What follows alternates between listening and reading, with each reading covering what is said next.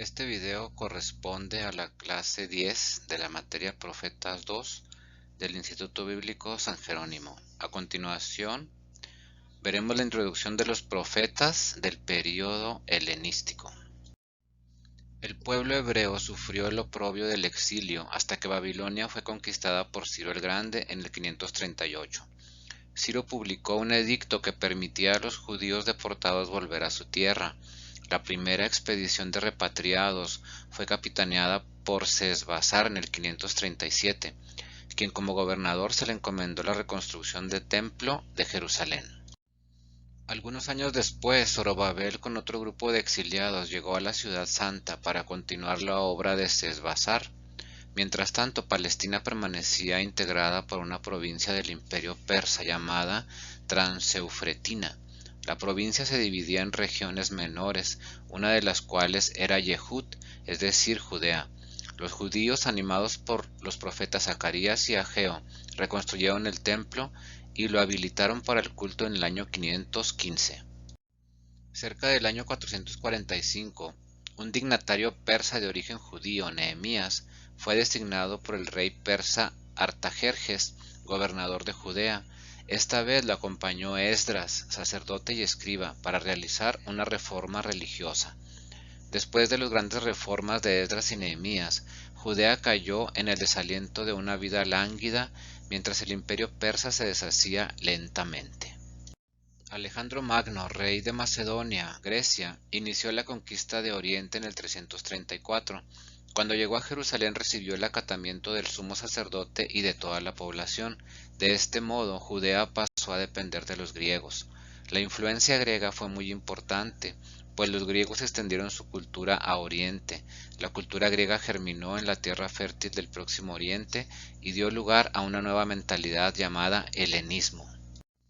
El helenismo es el fruto maduro de la combinación de la cultura occidental, o sea Grecia, con la oriental, o sea el Próximo Oriente. Judea se benefició de las cualidades del helenismo. Floreció el comercio, aparecieron nuevas vías de comunicación, aumentó la higiene, surgió una práctica médica más eficaz, la cultura se abrió al pensamiento griego, etc.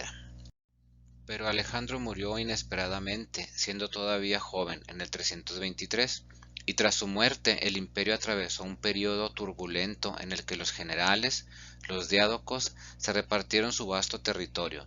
El general Ptolomeo, con el título de rey, ocupó Judea en el 320, pero más tarde, en el 298, se la arrebató el descendiente de otro general de Alejandro llamado Seleuco.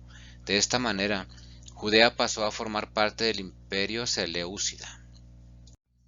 Un sucesor de Seleuco, Antíoco IV Epífanes, oprimió al pueblo judío intentando eliminar su cultura y su religión. Saqueó el templo de Jerusalén, exigió de los judíos la adoración de Zeus olímpico y trastocó las costumbres ancestrales del pueblo. Muchos judíos apostataron de su fe y cambiaron su nombre hebreo por otro de origen griego. La represión de Antíoco y su obsesión por acabar con el judaísmo fue muy feroz. Ante la agresión de Antíoco, los hermanos macabeos iniciaron una guerra de liberación nacional en el 167. Durante la contienda murió Judas Macabeo en el 161, caudillo de la revuelta. A Judas le sucedió su hermano Jonatán y después Simón. La valentía de los macabeos, unida a las crecientes dificultades de Antíoco IV para controlar su imperio, favorecieron que los judíos recuperaran, con el esfuerzo de la lucha y el temple del sufrimiento, la independencia de la nación. Sin embargo, la lucha armada no fue la única alternativa del pueblo para librarse de la opresión de los déspotas seleucidas.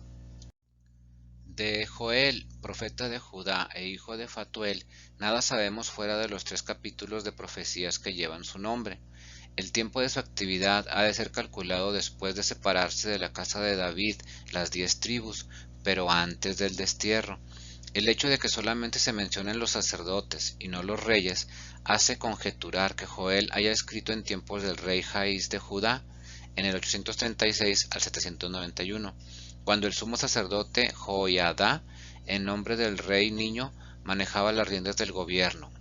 Eso lo podemos ver en Segunda de Reyes 11. Una minoría de exégetas ubica a Joel en el período después del destierro, fundándose especialmente en Joel 3:6, donde se mencionan a los griegos.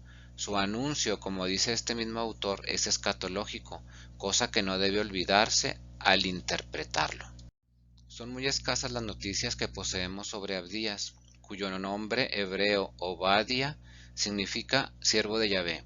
San Jerónimo lo identifica con aquel Abdías mayordomo de Acab, que alimentó a los 100 profetas que habían huido del furor de Jezabel. Eso lo vemos en Primera de Reyes 18:2 y subsiguientes.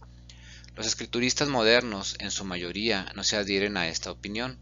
Sea lo que fuere, el tiempo en que actuó el autor de esta pequeña, pero muy impresionante profecía, debe ser anterior a los profetas Joel, Amós y Jeremías, los cuales ya la conocían y la citaban. Lo más probable parece que haya profetizado en Judá alrededor del 885, cuando Elías profetizaba en Israel. Véase los versículos 12 y sus notas. Su único capítulo contiene dos visiones. La primera se refiere a los idumeos o edomitas, un pueblo típicamente irreligioso y enemigo hereditario de los judíos, y que se unía siempre a sus perseguidores. Pero el día del Señor se aproxima. Dios se vengará a sí mismo y vengará a Israel contra los idumeos y contra todas las naciones gentiles. Los israelitas, al contrario, serán bendecidos, se apoderarán del territorio de sus opresores, y luego Yahvé reinará gloriosamente y para siempre en Sión. A esta restauración de Israel y reino mesiánico se refiere la segunda parte de la profecía. Habitualmente se distingue entre el autor de los capítulos 1 al 8 del libro de Zacarías del de los capítulos 9 al 14, al que se denomina Deutero Zacarías o Segundo Zacarías. Esta segunda parte, los capítulos 9 al 14, que por lo demás comienza con un título nuevo, es diferente. Las piezas no tienen fecha y son anónimas. Ya no se habla de Zacarías, ni de Josué, ni de Zorobabel, ni de la construcción del templo. El estilo es diferente y utiliza con frecuencia los libros anteriores, sobre todo Jeremías y Ezequiel. El horizonte histórico ya no es el mismo. Asur y Egipto vienen a ser nombres simbólicos de todos los opresores. Por esto hemos decidido tratar de estos capítulos de Zacarías en este momento. Esta parte del libro es importante, sobre todo por su doctrina mesiánica, poco unificada por lo demás. Resurgimiento de la casa de David, espera de un Mesías humilde y manso, pero anuncio misterioso del traspasado. Teocracia guerrera, pero también cultural al estilo de Ezequiel. El libro de Daniel relata la segunda opción que adoptaron algunos judíos y que a la larga fue más eficaz, la resistencia activa y pacífica.